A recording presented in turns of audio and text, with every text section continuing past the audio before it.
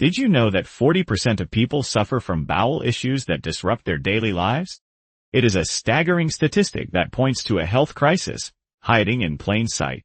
Many of us treat these symptoms as normal, or perhaps just a result of stress, but the reality is that we are overlooking a fundamental component of our overall health. The truth is, we've been ignoring our gut for far too long, and it is time to shift our perspective. When you hear the word gut, you might think of your stomach or that area of the body that swells after a heavy meal. However, in medical terms, the gut is much more than that. It is the entirety of your gastrointestinal tract, a long, winding, and incredibly complex tube that begins at your mouth and continues all the way through your esophagus, stomach, small intestine, and large bowel, or colon.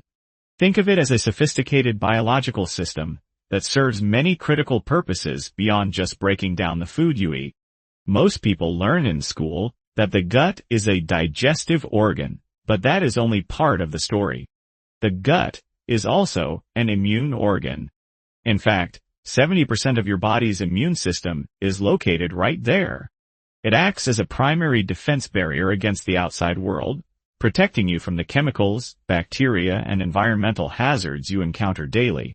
When you consider the vast surface area of this tract, you begin to appreciate how vital it is for keeping you safe and healthy. Perhaps the most revolutionary shift in modern medicine is the realization that the gut is a second brain. It is home to the enteric nervous system, which contains millions of nerve cells that are constantly communicating with each other. It produces the same neurotransmitters found in your head, such as dopamine and serotonin, which play a significant role in your mood and emotional state. This brings us to the concept of the gut-brain axis. For decades, we believed the brain in our head was the sole commander, sending instructions down to the gut. We now know that the reality is much more reciprocal. There is a major information superhighway connecting these two systems called the vagus nerve. Recent scientific advancements have revealed that 80% of the signals traveling along this nerve are actually moving from the gut up to the brain. This realization has changed the way experts look at medicine. It forces us to ask, what if gut dysfunction is not just a symptom of our anxiety or depression, but actually a primary cause? What if many of our neurodegenerative conditions start in the gut rather than the brain? This is a radical, yet evidence-backed way of viewing human health. It suggests that by targeting the gut, we may find new, more effective ways to treat conditions that we previously thought could only be addressed through the mind. This connection also explains the phenomenon of gut feelings.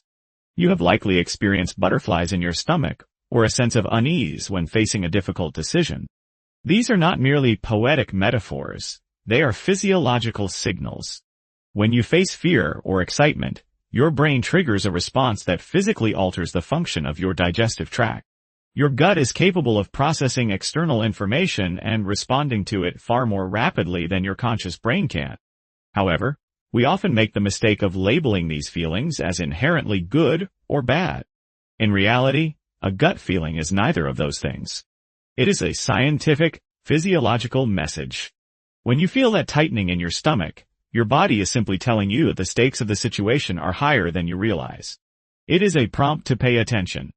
Instead of acting impulsively on a feeling, the most powerful tool you have is to pause. Ask yourself, what is my gut perceiving that my brain has not yet understood? Many of us are struggling with gut health simply because we have normalized our symptoms. We rely on outdated knowledge passed down through generations rather than looking at the science. Whether it is chronic pain, digestive discomfort, or unexplained fatigue, these are not things you should have to live with. The goal here is not to live in fear of your body, but to understand it better. Your gut is not trying to write your life story for you. It is simply asking you to read it more closely. By learning to communicate with this second brain and understanding its role in your immunity, mood, and decision-making, you gain real agency over your health.